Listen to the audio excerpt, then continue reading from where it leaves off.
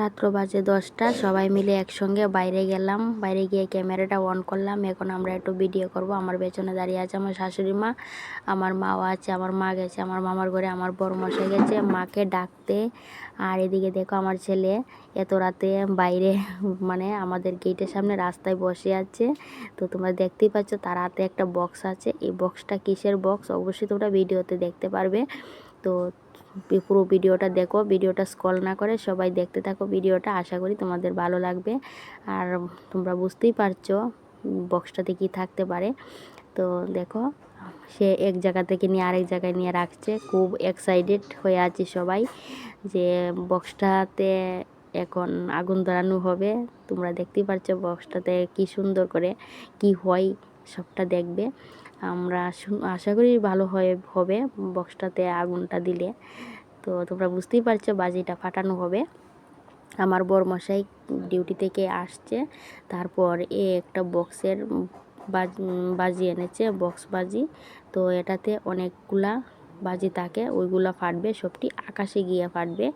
আর আমি ক্যামেরা করছি, আর আমার মেয়ে আমার হাত থেকে ক্যামেরাটা নিল, মা দেও আমার কাছে, আমি ক্যামেরাটা করে নিই। তো দেখো সবটি আকাশে কি সুন্দর সুন্দর একটা একটা করে উঠছে। আর বাজি আমরা ধরেছি, ক্যামেরাটা সেইভাবে ধরা হয়নি, কারণ বাজির যে বারুদগুলো আছে ওইগুলি ছিট্টু ছিটে এদিকে এদিকে পড়ছে। আর আমাদের কিন্তু অনেকটা ভয়ও মনে হচ্ছে, মনটা খুব আনন্দও হচ্ছে এরকম। আর ভয় হচ্ছে যে হাতে পায়ে যদি এগুলো বারুদ পড়ে তাহলে কিন্তু বিপদ হতে পারে, এই কারণে। তো দেখো সবগুলি কি সুন্দর আকাশে তারার মতন উঠছে, আর সুন্দর করে সবগুলি কিন্তু তারার মতো জ্বলছে, খুব ভালো লাগছে দেখে। আর খুব এক্সাইটেড মনে হচ্ছে যে কীরকম লাগছে বাজিগুলি ফুটবে। আর তার আগে আরও এখন ফুটানো শেষ, আমাদের মানে মনটা খারাপ হয়ে গেছে। তো এখন চলো সবাই একসঙ্গে বাজির বক্সটা ফেলে দিব, একসঙ্গে সবাই এখন ঘরে যাব, ঘরে গিয়ে আমরা খাওয়া দাওয়া করব। তারপর খাওয়া দাওয়া করে আরেকটা কাজ আছে, এই কাজটাও দেওরা দেখতে পারবে কি হয়েছে আমাদের ঘরে। আমরা ভাবতেই পারি না যে এই রকম একটা কাজ হবে, কিন্তু এই কাজটা অনেক দিন আগেই হয়েছে, কিন্তু আমি আমার মেয়ে জানি, আর কেউ জানে না। তো বলা হয়নি, আজকে বলবো ভাবছি, সবাই একসঙ্গে আছে তার কারণে কাজটার কথা বলবো। তো দেখো আমার ছেলে কিন্তু ঝিকিমিকি মানে টুনিবাতি বারান্দায় লাগিয়েছে, খুব সুন্দর লাগছে বারান্দাটা।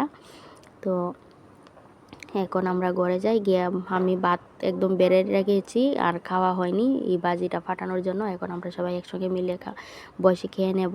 আর দেখো আরও বাজি আছে, ওইগুলি হলো আমার বর এনেছে, ওইগুলি হলো চকলেট বাজি। তো ওইগুলি কিন্তু সুতা দিয়ে পেঁচানো থাকে, এগুলো ফাটানো হয়, খুব আওয়াজ হয়, আমার খুব ভয় লাগে এই বাজিগুলি ফাটালে। আর দেখো এই হলো কাজ, খাওয়া দাওয়া শেষে আমি বললাম যে আমাদের ঘরে এমন একটা কাজ হয়েছে। তারপর কি হয়েছে, পিকি ব্যাংকটাতে অনেক দিন ধরে আমার মেয়ে খুব খুশি মনে টাকা রাখছে।